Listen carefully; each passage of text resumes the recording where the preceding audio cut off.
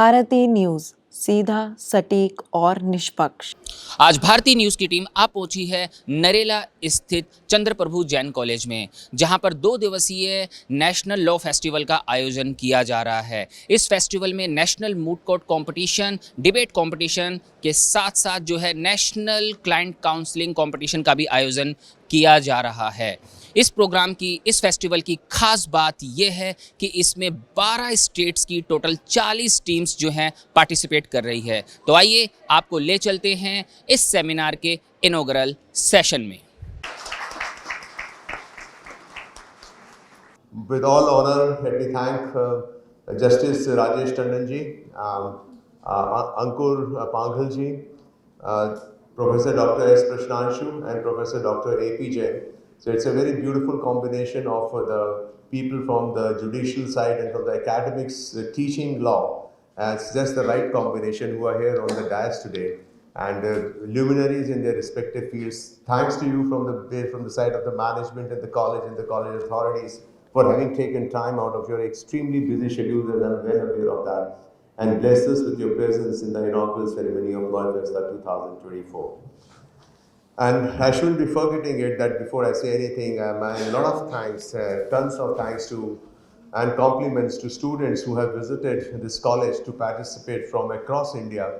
And believe me, there was so much of a rush for registration that we had to literally close it after an n numbers, because we also had to look at a lot of things like logistics and arrangements and everything.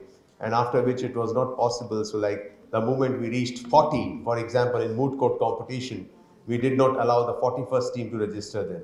So this is how things have happened. And my congratulations to all who have been here today and who would be a part of Law Festa for the next 2 days. Thank you, Master of Ceremonies, for providing this opportunity to come with all these students. Now on the dais, Dr. Prasanna Jain ji, Dr. A.P. Singh, Mr.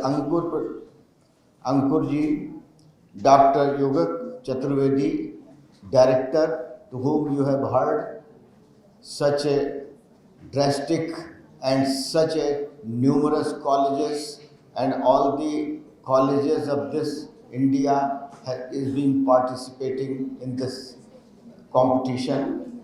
Now, thankful to all the students who have come from various colleges. Students,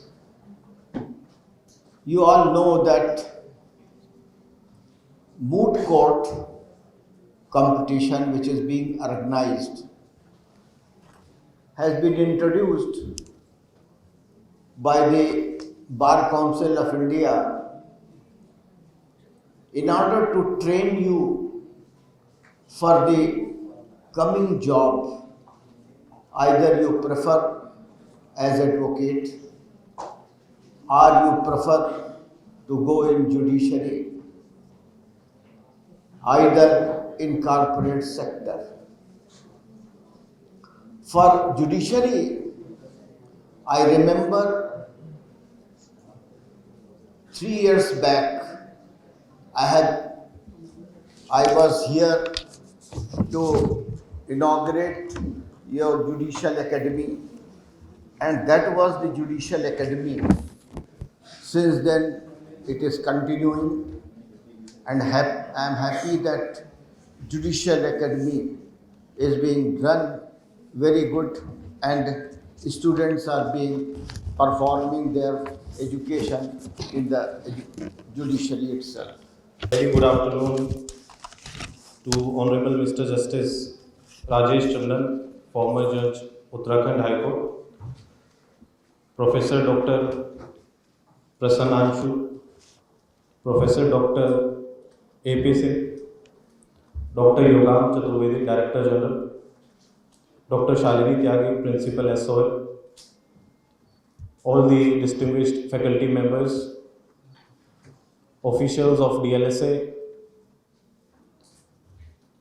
administration of the college, and dear students.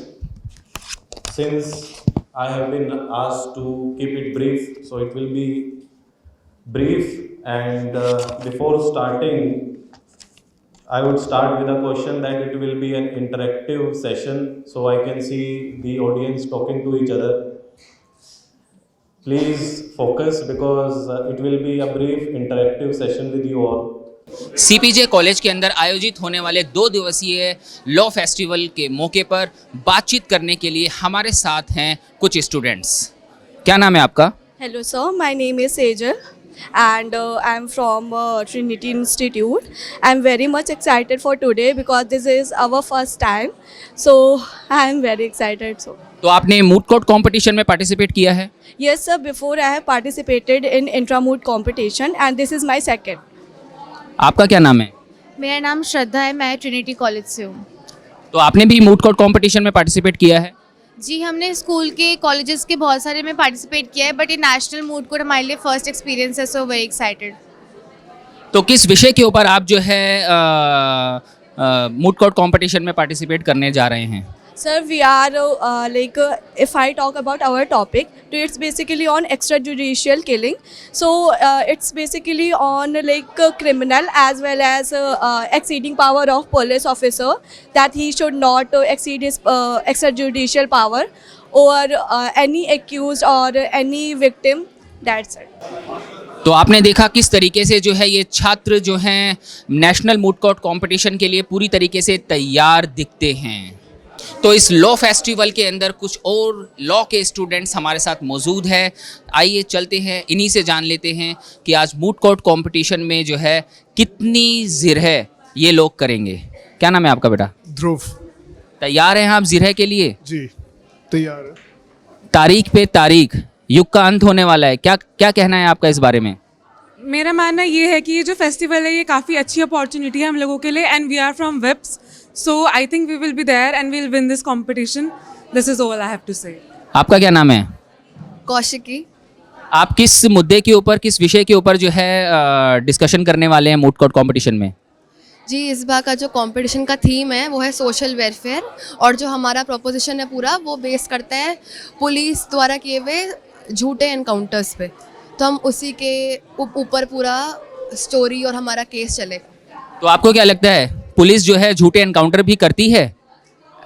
दोनों ही बातें हैं इसमें। कभी कभी ऐसा होता भी है कि फेक एनकाउंटर्स होते हैं, कभी कभी नहीं भी होते। That is what the competition is about, कि पिटिशनर की साइड से पिटिशनर ये कह रहे हैं कि it is this encounter is fake, whereas respondents are saying that it is not a fake encounter, it was in the public interest.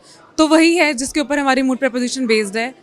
तो आप ये जिरह जो है फेक एनकाउंटर के ऊपर जो है पक्ष में करने वाले हैं या विपक्ष में? अभी हमें पता चलेगा, अभी ड्रॉ ऑफ लॉट्स होएगा तो हमें अपनी साइड अलॉट की जाएगी, पक्ष विपक्ष हमें तभी ऑन द स्पॉट पता चलेगा। हमने दोनों साइड के लिए तैयारी कर रखी है। तो आप देख सकते हैं कि फेक एनकाउंटर के ऊपर ये टीम जो आई हुई है अपनी पूरी तैयारी के साथ जो है जिरह के लिए तैयार है। तो इस ग्रैंड सेलिब्रेशन के मौके पर आज हमारे साथ बातचीत करने के लिए कुछ और स्टूडेंट्स मौजूद हैं। क्या नाम है आपका? निष्का निगम।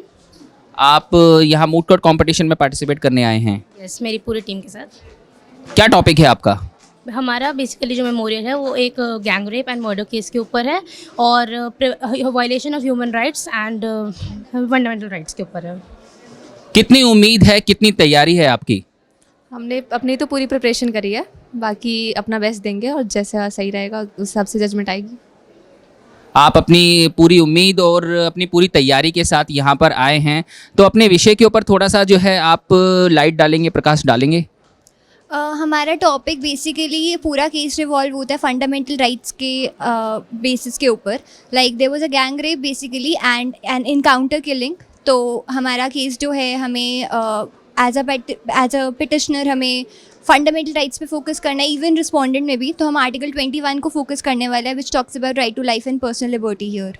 कई नई धाराएं जो है लगाई गई हैं, इंट्रोड्यूस की गई हैं, और बहुत सारी पुरानी धाराएं जो हैं वो हटा दी गई हैं। तो आपको नहीं लगता है कि पुलिस महकमे में इन सभी धाराओं का इम्प्लीमेंटेशन में, एग्जीक्यूशन करने में काफ़ी वक्त लगेगा? थोड़ा टाइम लगेगा, बट अगर एग्जीक्यूशन स्मूथली हो जाता है तो वो उसका पॉजिटिव इम्पैक्ट आएगा। वो क्राइम रेट कम होने पे और जो स्ट्रिक्टर पनिशमेंट प्रोवाइड करने में सब पे बहुत पॉजिटिव इम्पैक्ट आएगा। तो आपने देखा लॉ के ये स्टूडेंट किस तरीके से जो है अपने आप को प्रिपेयर करके यहाँ पे मूड कोर्ट कंपटीशन में पार्टिसिपेट करने आए हैं। इसी के साथ साथ इन्होंने इस बात के ऊपर भी डिस्कशन किया कि नए आपराधिक कानून जो इस सिस्टम में आने वाले हैं, जल्द ही आने वाले हैं, वो किस तरीके से जो है सही तरीके से एग्जीक्यूट किए जा सकें। तो सीपीजे कॉलेज के द्वारा आयोजित की गई 2 दिवसीय नेशनल मूड कोर्ट कंपटीशन की ये कार्यशाला कितनी सफल रहेगी, इस विषय पर जानकारी हासिल करने के लिए हमारे साथ हैं जस्टिस राजेश टंडन जी। जस्टिस राजेश टंडन जी, आपका भारतीय न्यूज़ पे स्वागत है। सर, बच्चों के लिए, लॉ के स्टूडेंट्स के लिए आपका इस बारे में क्या मैसेज है? मेरा मैसेज ये है कि बच्चों को सिर्फ चाहिए कि वो सिर्फ मेजर जो जर्नल्स हैं या मेजर एक्ट्स हैं उसके सिवा ये सब छोटे मोटे एक्ट्स जितने आजकल प्रोमिनेंट हो गए हैं, जैसे मैंने बताया ह्यूमन राइट्स एक्ट है, इंफॉर्मेशन टेक्नोलॉजी एक्ट है, IPR है, ये सब की अच्छी तरह से इनको स्टडी करना चाहिए, क्योंकि आज के ज़माने में हर एक केस में ह्यूमन राइट्स की डिग्निटी इन्वॉल्व है, चाहे वो जेंट्स हो, चाहे लेडीज़ हों, चाहे जो भी हों। अगर वो कहीं वर्कशॉप में काम करती हैं, जैसे कि विशाखा वाला केस था, उसमें भी ये होल्ड किया गया था कि डिग्निटी सबकी प्रायोरिटी है। अगर डिग्निटी किसी की कोई गड़बड़ होती है तो वो उसको राइट है कि ह्यूमन राइट्स एक्ट में जा सकता है। विशाखा केस में भी यही हुआ था कि जो उन लोग कल्प्रिट थे, उनके साथ जो दुर्व्यवहार हुआ, जो भी हुआ, वो ह्यूमन राइट्स का इशू हुआ। आज जो हैदराबाद वाला इंसिडेंट था उसमें भी यही हुआ, उसमें भी ह्यूमन राइट्स का इशू हुआ। इसलिए हमारे बच्चों को सब ध्यान रखना चाहिए कि हमारे कॉन्स्टिट्यूशनल राइट क्या हैं, हमारा कॉन्स्टिट्यूशन का प्रीएम्बल क्या है, जिसमें डिग्निटी प्रायोरिटी होती है। और मैं बच्चों से यही चाहूँगा कि वो केसला पढ़ते रहें, सुप्रीम कोर्ट के जजमेंट्स पढ़ते रहें, AIR पढ़ते रहें, सुप्रीम कोर्ट केसेस पढ़ते रहें, जिससे ज़्यादा से ज़्यादा उनको संविधान के बारे में, ह्यूमन राइट्स के बारे में सब नॉलेज होती रहे। धन्यवाद। हाँ सर, नए आपराधिक कानून जो है वो एग्जीक्यूशन में आने वाले हैं, तो इस विषय के ऊपर लॉ के स्टूडेंट किस तरीके से अपने आप को अवेयर करें और पब्लिक को, सोसाइटी को भी अवेयर कराएं? इसके लिए यही है कि जो भारतीय साक्ष्य अधिनियम आया है या CRPC या IPC, उसकी सब स्टडी करें। जैसे एविडेंस एक्ट में सारे प्रोविजंस डिजिटल एविडेंस के बारे में आ गए हैं, वो डिजिटल एविडेंस को अच्छी तरह से देखें। आज डिजिटल का ही सारा ज़माना आ गया है, क्योंकि इंफॉर्मेशन टेक्नोलॉजी भी पूरी डिजिटल को, एविडेंस को मानती है। आज CRPC में भी और एविडेंस एक्ट में भी सारा अमेंडमेंट हो गया है। सेक्शन 55 से लेके सारा डिजिटल एविडेंस माना जा रहा है। एंड देयरफॉर मैं रिक्वेस्ट करूंगा कि नए एक्ट की, तीनों एक्टों की अच्छी तरह से उसकी स्टडी करें और उस पर जो भी केसला हों सुप्रीम कोर्ट के, वो किताबों से देखकर उसकी स्टडी करके उसके नोट्स बनाएं। Thank you sir. तो आपने देखा किस तरीके से जस्टिस राजेश टंडन जी ने जो है स्टूडेंट्स को ज़्यादा से ज़्यादा केस स्टडी करने की सलाह दी है, ताकि नए कानून जो इस सोसाइटी में परिवर्तन लाने वाले हैं उसको लेके हमारे लॉ के स्टूडेंट्स जो हैं जनता को, सोसाइटी को, इस देश को ज़्यादा से ज़्यादा अवेयर कर सकें और जल्द से जल्द लोगों को जस्टिस दिला सकें। तो हमारे साथ मौजूद हैं GGSIP यूनिवर्सिटी के प्रोफेसर अमरपाल सिंह जी। अमरपाल जी, क्या कहना है आपका, जो नए लॉज एग्जीक्यूट होने वाले हैं, नए आपराधिक कानून बनने वाले हैं, उसको लेके? एक लंबे समय से ये माना जा रहा था कि जिस तरह के कानून हमारे देश में हैं उससे आम आदमी को जल्दी से न्याय नहीं मिल पा रहा है। अब एक ये प्रयास शुरू हुआ है जिसके माध्यम से इन कानूनों को एक नया रूप दिया गया है। ऐसा नहीं है कि कुछ आमूलचूल परिवर्तन व्यवस्था में किया गया है, लेकिन इतना निश्चित है कि इन कानूनों को एक नए रूप में प्रस्तुत किया गया है और ये माना जा रहा है जनरली कि इन कानूनों से न्याय की प्रक्रिया को तेज करने में हमें मदद मिलेगी और जो आम आदमी न्याय की गलियारों में फंस जाता है उसे उन गलियारों से जल्दी निकलने में आसानी होगी, ऐसा हम मान करके चल रहे हैं। ये तारीख पे तारीख का जो सिस्टम सोसाइटी में काफ़ी वर्षों से चल रहा है और फिल्मों में भी ये डायलॉग बड़ा फेमस है, तो अब ये ख़त्म होने वाला है। 3 साल के बाद जो है अब तारीख पे तारीख का ये चलन जो है ख़त्म हो जाएगा। 3 साल के बाद का पीरियड नहीं दिया जाएगा, तो इसके बारे में सर आपका क्या कहना है? देखिए, जिस तरह से न्याय प्रक्रिया हमारे देश में चलती है तो उसमें ये कहना कि ये इन 3 कानूनों के आने से ही अचानक सब कुछ बदल जाएगा, ये तो शायद एक देवा स्वप्न जैसी स्थिति होगी। लेकिन हाँ, इतना ज़रूर है कि जो वर्तमान स्थिति में बहुत ही एक फ्रस्ट्रेटिंग सिचुएशन में जिसमें हम फंसे हुए हैं, जिसका कि आपने उदाहरण दिया तारीख पे तारीख वाला जो एक नैरेटिव है, तो कम से कम उससे हमें इम्प्रूवमेंट शुरू हो जाएगा, ऐसा हम मान के चल रहे हैं। तो ये तो बिल्कुल नहीं है कि नहीं एक दिन में ही स्थिति में सुधार हो जाएगा। स्थिति बिगड़ने में समय लगा है तो स्थिति सुधरने में भी समय लग सकता है, लेकिन ये कानून हमें इस स्थिति को सुधारने में मदद करेंगे, ऐसा हमारा मानना है। हिट एंड रन केस को लेकर जो है अभी भी जो है ट्रांसपोर्टर जो खासतौर पर ड्राइवर्स हैं जो हाईवे पर रहते हैं, वो अभी भी इस चीज़ को लेके गवर्नमेंट के अगेंस्ट में ही बात कर रहे हैं। वो नहीं चाहते हिट एंड रन केस जो नए कानून प्रावधान है उसके अंदर वो लागू हो। ऐसा क्यों है सर? देखिए, हिट एंड रन केसेस के मामले में हमें एक बात ये समझनी होगी, ये बात बिल्कुल सही है कि कोई व्यक्ति किसी को मार के भाग जाए तो उसने एक बड़ा अपराध किया होता है, इसमें तो कोई शक नहीं है। लेकिन हमें ये समझना होगा कि कोई व्यक्ति किसी को जानबूझ करके तो नहीं ही मारता है, कहीं ना कहीं कोई गलती इन्वॉल्व होती है जिसके कारण से ये सब होता है। दूसरा इसका पहलू इम्पॉर्टेंट ये है कि जो ड्राइवर जनरली होते हैं जो गाड़ियाँ सड़कों पर चलाते हैं, वो बहुत ही हमारे यूँ कहें कि लोअर मिडिल क्लास फैमिली से होते हैं या इवन लोअर क्लास फैमिली से होते हैं, और उनको 10 से 15,000 20,000 रुपये कमाना 10-12 घंटे सड़कों पे गाड़ी चला करके बड़ा मुश्किल होता है। तो ये अपने आप में एक थोड़ी मुश्किल बात थी कि यदि उन लोगों को पकड़ करके 5 साल के लिए अंदर कर देंगे या उनसे 10 लाख 15 लाख रुपए यदि उनसे भुगतान किया जाएगा, तो ये एक on the face of it ऐसा लगता है कि ये संभवतः एक अजीब तरह की स्थिति पैदा कर देता। इसके मुकाबले मुझे लगता है कि एक यूएस में एक कानून है, मैं उसका नाम तो मुझे तुरंत याद नहीं आ रहा है, 1962 का एक लॉ है जिसमें यदि किसी व्यक्ति से एक्सीडेंट हो जाता है तो ये उसकी जिम्मेदारी लॉ इम्पोज करता है कि वो वहाँ रुके और उस व्यक्ति को हॉस्पिटल तक ले जाने में मदद करे। उसकी जिम्मेदारी तभी बनती है यदि वो हिट करके भाग जाता है। यदि वो भागता नहीं है और वो मदद करता है तो कानून भी उसकी मदद करता है। ऐसा कुछ हमें अपने यहाँ पर करना चाहिए।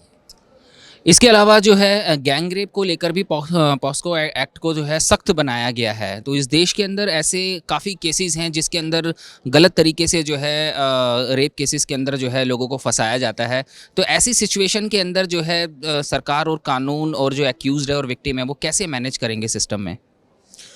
देखिए, पॉक्सो लॉज के बारे में, पर्टिकुलरली पॉक्सो का जो कानून बना 2012 में, ये तो हमें स्वीकार करना होगा कि वो कानून एक ऐसी बैकग्राउंड में पास किया गया कि जो बहुत ही भयंकर थी। कोई व्यक्ति जो जिसकी कस्टडी में कोई बालक है और उसी के साथ यदि दुर्व्यवहार हो जाए तो ये रक्षक के भक्षक बन जाने जैसी बात है। तो इस कारण से वो कानून को बहुत सख्त बनाया गया था और उस वक्त कुछ ऐसी घटनाएं भी हुई थी कि कानून का सख्त होना ज़रूरी था। लेकिन इस कानून का दुरुपयोग हुआ है ये पिछले करीब 10-12 वर्षों में हमने देखा है। और ये सिर्फ आम आदमी की बात नहीं है, इवन सुप्रीम कोर्ट के चीफ जस्टिस ने ये कहा है कि इस कानून का दुरुपयोग हो रहा है। तो इस परिस्थिति में जो मेरा मानना है, और शायद संभवतः इस लॉ में ऐसा है कि एक काफ़ी रेंज दी गई है जजेस को कि वो देख करके कि वो कैसा मामला है यदि उसमें बहुत ज़्यादा एनहांस्ड उसमें कल्पेबिलिटी यदि इन्वॉल्व होती है तो उसमें एक लंबा उसको वो दिया जा सकता है, सज़ा दी जा सकती है। अन्यथा जजेस को ये डिस्क्रिप्शन संभवतः इस कानून में मिल रहा है कि वो ऐसे मामलों में उनको हल्की सज़ा दे करके कि कोई निरपराध इसमें न फंस जाए उसका प्रयास किया जाएगा। एक अंतिम सवाल राजद्रोह के ऊपर भी है। राजद्रोह की परिभाषा को जो है ठीक से डिफाइन किया गया है। राजद्रोह को कुछ चीज़ों को छोड़कर जो है हटाने का पूरा प्रयास किया गया है इस कानून में, तो इस बारे में आपका क्या कहना है?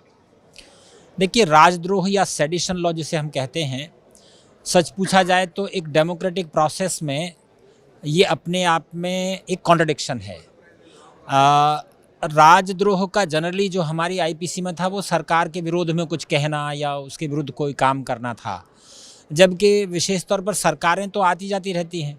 ये होना चाहिए कि देश के बारे में तो जो वर्तमान में जो कानून लाया गया है, जिसे हम कह सकते हैं कि सेडिशन लॉ के एक रिफॉर्म के तौर पर जिसे लाया गया है, तो उसमें जो प्रयास किया गया है वो यही कि ये स्टेट के बजाय यदि वो राष्ट्र को नुकसान पहुंचाने वाली चीज़ें हैं, इसीलिए हम शायद उसको राष्ट्रद्रोह का नाम दे रहे हैं, नॉट राजद्रोह, जो अपने आप में एक महत्वपूर्ण परिवर्तन है। और ऐसा मेरा मानना है कि इससे हमारे जो डेमोक्रेटिक नॉर्म्स हैं वो कम वायलेट होंगे अभी भी, ऐसा मेरा मानना है, बिकॉज इम्प्लीमेंटेशन एजेंसी तो वही हैं और वो इन चीज़ों को इस तरह का स्वरूप देने का प्रयास करेंगे। लेकिन मोटे तौर पर ऐसा माना जाता है कि इस शब्दावली के चेंज होने से जो इम्प्लीमेंटेशन प्रोसेस है उसमें भी परिवर्तन आएगा, और जो एक राजद्रोह एक कॉन्ट्रडिक्शन के रूप में उभर रहा था वो उसमें थोड़ा सा हमें संभालने में मुक्ति मिलेगी, और हम ये समझ पाएंगे कि सेडिशन नहीं है, अब ये राष्ट्र के प्रति कोई किसी ने द्रोह किया है तो उसको सज़ा मिलेगी। तो आपने देखा किस तरीके से प्रोफेसर अमरपाल सिंह ने बेबाक तरीके से जो है नए आपराधिक कानूनों को लेकर जो है खुलकर अपने विचार व्यक्त किए और इस चीज़ की जानकारी दी कि नए नए जो चेंजेस आ रहे हैं वो चेंजेस जो है एकदम से जो है सिस्टम में परिवर्तन नहीं कर देंगे, इनमें समय लगेगा। और खुलकर जो है राजद्रोह जैसे, पॉक्सको जैसे, गैंगरेप जैसे और हिट एंड रन केस जैसे मुद्दों के ऊपर भी जो है खुलकर अपने विचार व्यक्त किए। तो मैं रिंकू सेठी, कैमरा पर्सन आर्यन आहूजा के साथ, भारती न्यूज़।